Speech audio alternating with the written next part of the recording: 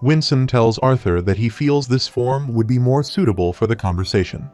Arthur says before they continue, he would like to confirm a few things. The guard said this gate was heading to Elenoir. Arthur asks if there is something wrong with Tesha or Virion, and does this have to do with that orb he gave him. Winsome says that he just had to ensure that he would come through the gate. Winsome shows Arthur a live image of Tess and Virion and says that the elf princess and the previous elf king are fine. Winsome says the elf princess is even more than fine now since that elixir pearl he so generously gave her kept her core from exploding. He tells Arthur to keep the second one because that's for him. Arthur and Sylvie are shocked to hear that. Windsor shows Arthur a map and says that he is a Dicathan citizen, but it's no longer a secret that Dicathan is not the only continent on this planet. He tells Arthur that Dicathan and Alacria have always been governed by them. Though lesser races have regarded them as deities historically, they call ourselves asuras. Arthur asks if they are the same deities that taught them magic. Winsome says exactly. He tells Arthur that he only knows of the artifacts because the old elf king has shared it with him. But the truth of the asuras is something no one on their land knows about. Winsome says that asuras have always been governed by a noblesse oblige of sorts. They were never to interfere with their people or land directly, unless the peace or balance was threatened. But this imperative rule has been broken. Ephitus was once divided into 3 factions made of multiple clans of different races. The ruling clan of each faction had their own priorities, but they all stood by to never raise a hand against the lesser races. However, after Agrona became the new leader of the Vritra clan, he broke that doctrine in an attempt to advance his people. Winsome says that he is aware that he crossed paths with some of their members. He says that the Vritra clan are an anomaly, even amongst asuras. Think of them as scientists. They were constantly studying and furthering insights into the workings of mana. When Agrona came into power, the Vritra's strength grew exponentially. They later learned that Agrona and members of his clan have been experimenting with the lesser's bodies in Alakava to find different ways to enhance their own abilities.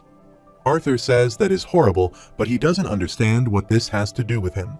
Winsome says that it shouldn't have anything to do with him, but he now must be aware of his ties to them. Winsome uses his magic and turns Sylvie into a dragon. He tells Arthur that they have been searching for Lady Sylvie for years, and when they finally found traces of her mana, it led them to a little boy who held a deity in his arms. He tells Arthur that he is currently bonded with the child of his master's only daughter, and the granddaughter of the most powerful being in all of the 3 continents of this world. Arthur is surprised to hear that. He looks at Sylvie and says that Virion is telling him the truth.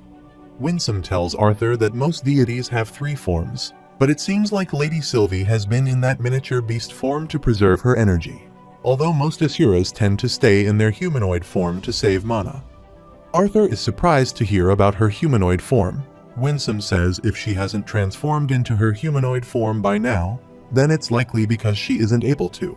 Her mana core is still underdeveloped, and considering how things are progressing, they have found signs that Agrona's spies are already on this continent.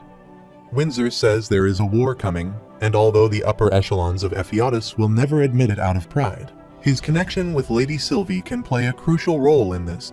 He tells Arthur as long as he agrees to become their ally, there will be no need to separate him from Lady Sylvie. Arthur thinks that if he refuses, they will take Sylvie away. He tells Windsor that this war will involve his continent, and thus his family and friends. Arthur says he will be an ally to him either way, but he is asking him to be a pawn under his control. Winsome is surprised to hear that. He tells Arthur that he is wise for his age, and his mana core is rather well developed as well. But once he and Lady Sylvie arrive in Ephiodus, they will be able to train him well. Arthur and Sylvie are shocked to hear that. Arthur asks if they have to go to Ephiodus. Winsome says yes. Lady Sylvia's power, one that even asuras would kill for, lies inside him barely tapped. So Ephiodus is the only place where he will be able to learn how to harness his potential so that both him and Lady Sylvie can grow stronger, and only then will Dicathan stand a chance against the mages of Alacria. Meanwhile, in the DC meeting room, everyone is sitting at the table. Kathleen thinks that it's only been less than 2 days since Claire and Curtis came back from their field trip, but they can't even rest with all the hate crimes escalating on campus. Claire says they beat and tied Denton to a statue right outside their building just because he's a plebeian and an elf. so they have to stop this radical group now before they do anything more serious. Kathleen thinks that brother hasn't spoken to anyone since he told her what happened at the dungeon and how he and Claire had to leave Arthur behind. Dorothea asks how is the search coming along. She says the professors aren't going to help until they get actual proof. They're too busy worrying about what the stupid donors think. Kai tells her that he has only been able to catch a few faces hanging around, but nothing incriminating, and he kept a close eye on Charles, but it won't look good if they bring him in with no proof. Theodore gets angry and asks what the hell is the point of having a disciplinary committee if they can't do anything about this. Claire says that they will just have to wait for Director Goodsky to come back. Faireth says that he can't believe they're doing all of this because they're unhappy with how the school is progressing and they are acting like this after Arthur became the teacher. Kathleen gets up in anger and says that Arthur being a professor was proof of his abilities despite being from a humble background. There should be no reason for them to be using this as an excuse. Faireth grabs her hand and says, of course, they know this, and he hates them even more for using his rival as an excuse. Claire says they just don't know what to do. Kathleen says if Arthur were here, he would know what to do. Elijah interrupts the meeting and says that he is sorry for intruding, but he is glad that they are all here. He tells them that Arthur, but suddenly, the ground starts shaking. Everyone starts running outside. Elijah falls to the ground. Kathleen thinks that equality has always been important to her mother. She remembers being young and refusing to take lessons with other students who weren't princesses like her, not knowing better. But her mother told her that refusing to play with anyone because they're not princesses isn't good. She wants her to know before she's a princess, she's a person, so it doesn't matter if someone is a king or queen, a servant or a powerful mage, or even an elf or a dwarf. Everyone is different and special in their own way, but a person is a person. Never hate someone for something they can't and shouldn't change. Kathleen thinks that their mother was sensible and smart, and she cared for everyone. She always disciplined her and her brother for any type of discrimination they might have unknowingly shown. Her mother fought hard for a building on campus to serve as both a museum and a monument to the alliance between the three races. The Tri-Union Hall was supposed to be that symbol of peace and culture. It wasn't supposed to be targeted. Kathleen is shocked to see that building burning in flames while everyone is running outside in panic. Everyone starts helping the injured. Professor Glory arrives there with her beast. She tells her students to bring the injured here. Claire carries an injured person and gets on top of the beast. Glory tells her to get them to the hospital. Water mages start putting out the fire, and after some time the fire is extinguished. Smoke starts coming out of the building, and it is ruined. Charles comes out of the building. Kathleen yells at him. She brings out her wand and starts running towards him. Theodore grabs Charles by the collar and picks him up. He throws him on the ground and says that they need to ask him a few questions. Charles starts calling for help. A professor arrives there and says that this is not the time to be harassing students. Charles points at Theo and tells the professor that this DC officer grabbed him out of nowhere. He doesn't know what is happening. He barely survived the explosion. Theo gets furious and uses his gravity magic on Charles, saying that he has been seen multiple times with the radical group. And now he and his little friends are at the scene of the crime, and he wants him to believe that he's innocent. The professor asks if the disciplinary committee officers just going around and making baseless accusations now and without any proof. Glory stands between the two, and she tells Theo that he can't take in a student without proof and they can't afford to be rash right now. Kathleen starts trembling with rage. Curtis pats her on her arm and tells Theo to listen to Professor Glory. Theo lifts his magic from Charles and starts walking away. Kathleen looks at Charles and sees that he is grinning. After some time, Elijah is practicing in the woods. He sits down and thinks that it is easy to communicate with the earth, but his control is weak. Even after reaching the light orange stage, he still has a long way to go. Maybe he should have told Arthur about it back then so he could have helped him train. He thinks that if Arthur was here today, he probably could have stopped the fire by himself. He remembers telling everyone about Arthur being alive. Claire starts smiling and says she knew he would survive. Curtis is relieved to hear that. Elijah wonders if they still would have been worried if they knew of Arthur's true abilities. He figured that with Arthur's skills and power, he'd be popular, but even without all that, he has people like the DC members and Princess Tesha that genuinely care for him. Elijah wonders if it would have been the same for him if he hadn't grown up with dwarves. He thinks that they are both freaks of nature, but the only difference is that they work in Arthur's favor. Elijah again starts remembering what he saw in the training room. He slaps his face and says that Arthur has always been there for him. Elijah gets up and thinks that if he wants to stand next to Arthur, then he needs to get stronger. He starts practicing his earth spike magic again. After some time, there is a line of people with their carriages waiting to pass through the gate. A person asks how long it is going to take, and another one says that it looks like they will go in by the end of the day, but they should be glad that they can even do business here again thanks to the council's formation. Arthur and a girl start walking towards the gate.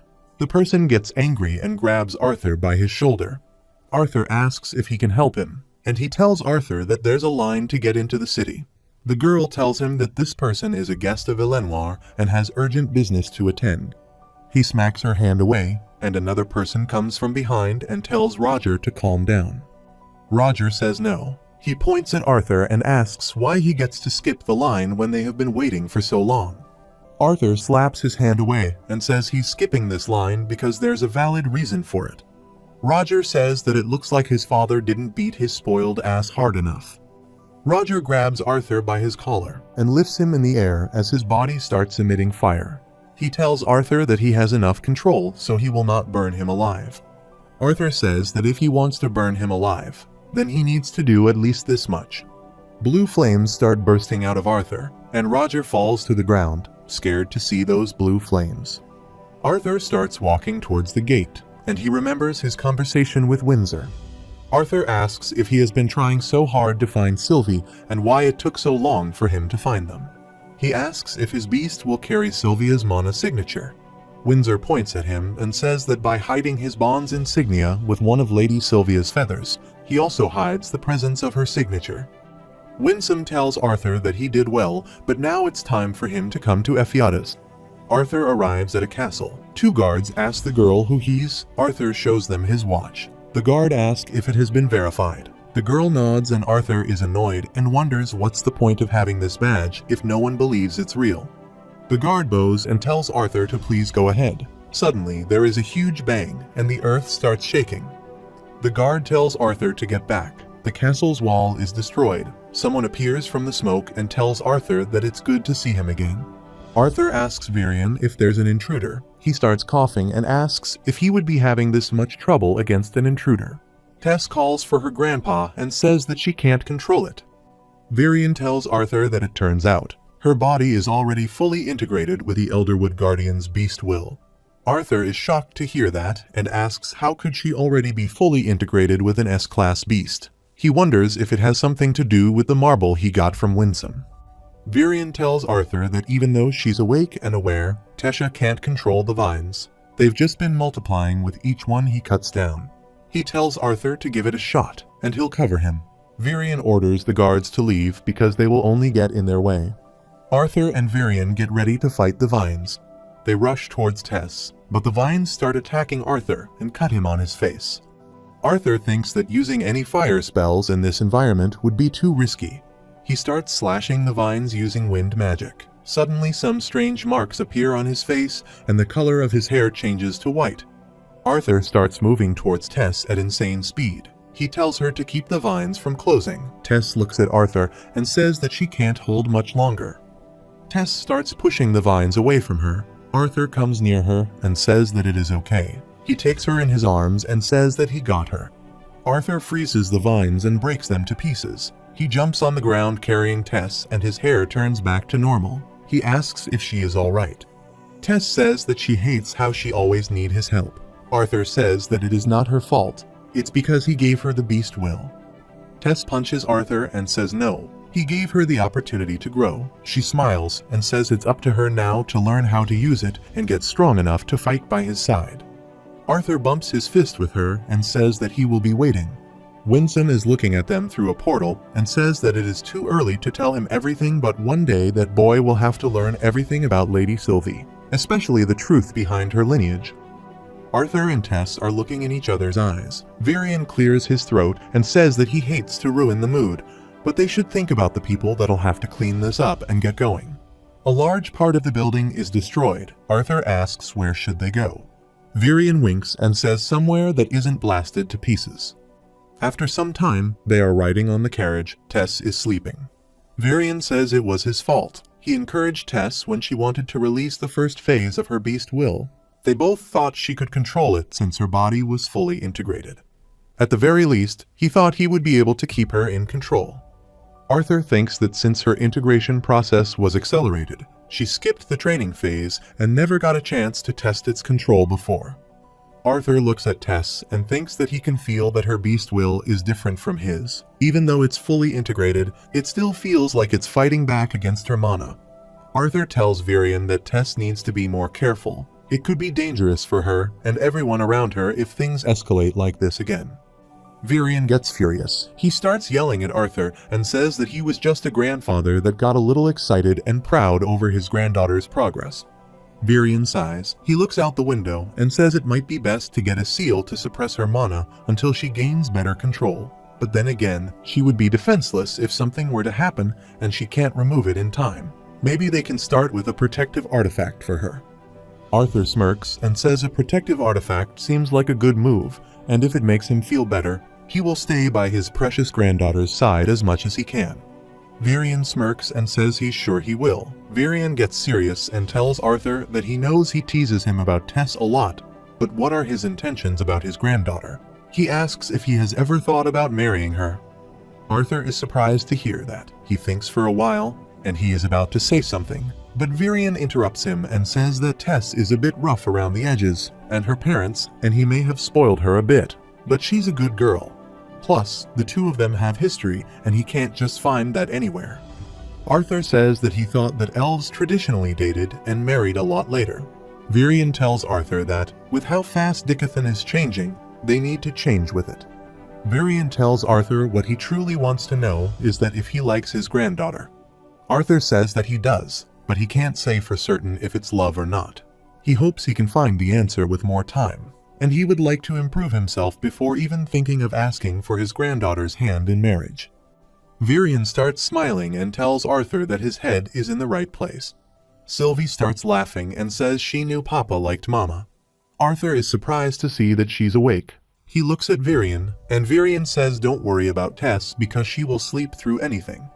Tess starts sweating and thinks that Arthur just admitted that he likes her. She can't believe her grandpa got him to admit it, so she starts freaking out.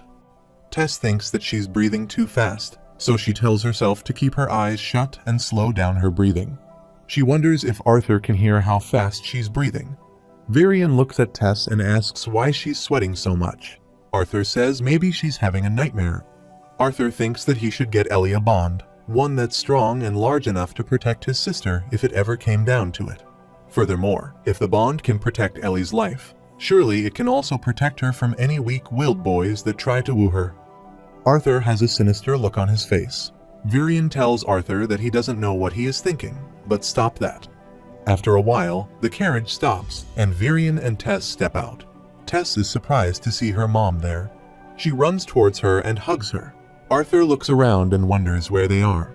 Tess's father tells Arthur that it's good to see him again.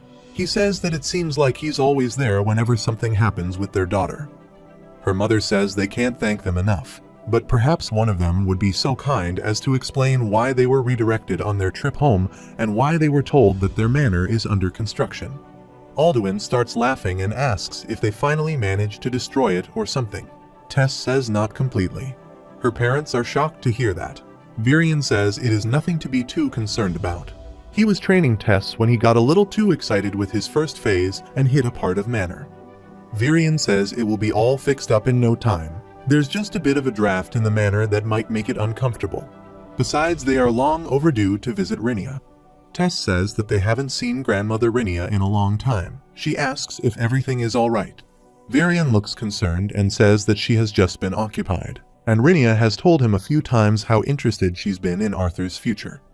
Arthur says that he is curious about that in general, and he asks where Elder Rhynia is. They start walking in the woods. Virion tells everyone that Rhynia has chosen to isolate herself near the edge of the kingdom. She wouldn't tell him why, but he almost died from her traps and defenses the last time he visited unannounced. He tells her that they are visiting ahead of time, but to stay alert, Arthur wonders what Elder Rhynia needs to protect herself from. Sylvie starts hunting for food. The rodent starts running. Sylvie shoots a blast from her mouth and kills the rodent. She happily grabs it in her mouth and starts walking with everyone. Arthur and Alduin walk together. He tells Arthur that his bond continues to intrigue him, and Arthur tells him to. Alduin thanks Arthur for taking such good care of his daughter. From what he has heard, Tesha made it out of some dangerous situations. Arthur says it is nothing. Tess also helped him a lot. Alduin asks how, and Arthur replies it keeps him sane at times. Alduin starts laughing and says that's not exactly what he expected a 13-year-old boy to say. Alduin tells Arthur that for some reason he can't help but view him as an adult. Arthur thanks him for his kind words. Alduin says he didn't mean that as a compliment. He says no parent wants to see their child grow up so fast, let alone see their child carry the burdens that only adults should. Alduin tells Arthur that it was because of him that the council was able to be formed. Arthur is surprised to hear that Alduin says, if he's being completely honest, that he didn't have the best impression of humans after the war. He lost his mother because of them and never forgave them for it, and he almost lost his daughter years later after slave traders trespassed into their forest. Then came a young human child who brought his daughter safely back home, and he had the courage to not only save her from those slave traders, but also chastise the Elven King. Being lectured by a human child was just the wake-up call he needed. Alduin tells Arthur that he is not opposed to bringing him into the family. Muriel tells Arthur that he may act cool like this, but it's not once or twice that her husband has been yearning to see him again. Alduin is embarrassed to hear that. Muriel tells him that if he wanted privacy, then he should have conjured a wind barrier. Virian starts laughing. Suddenly, Virian tells everyone to quiet down. There is some movement in the bushes. Rhynia appears from behind the bushes and she looks scary. Arthur jumps to attack her, but Virian catches Arthur and saves Rhynia. Rhynia gets scared. She starts yelling at Arthur for swinging his sword at her. Tess hugs her and says that it is good to see her. She starts smiling and says it is good to see her darling again. After that, they start walking towards her home. Virian says he thought they were supposed to meet at the entrance. Rhynia says that they took so long, so she decided to make sure that they were not lost. She pulls Arthur's cheek and says he has grown into quite the handsome young lad. If he were just 100 years younger, she might have snatched him up for herself. Arthur says that after almost peeing himself from seeing her as a ghost, he is not sure how to take that. Rhynia gets annoyed. She tells him to ask Virian how stunning she was. Men would fall over their feet for her as soon as she walked into the room.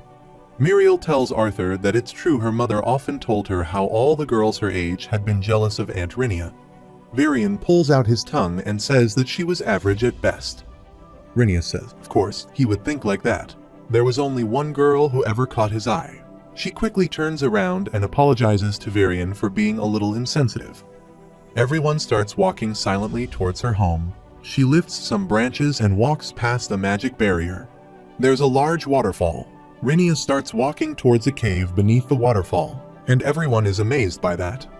Rhynia warns everyone not to conjure any light. They will make their way in the dark. They start walking inside the cave. There's a house built inside. Rhynia opens the door and says welcome to her home. There's much to discuss.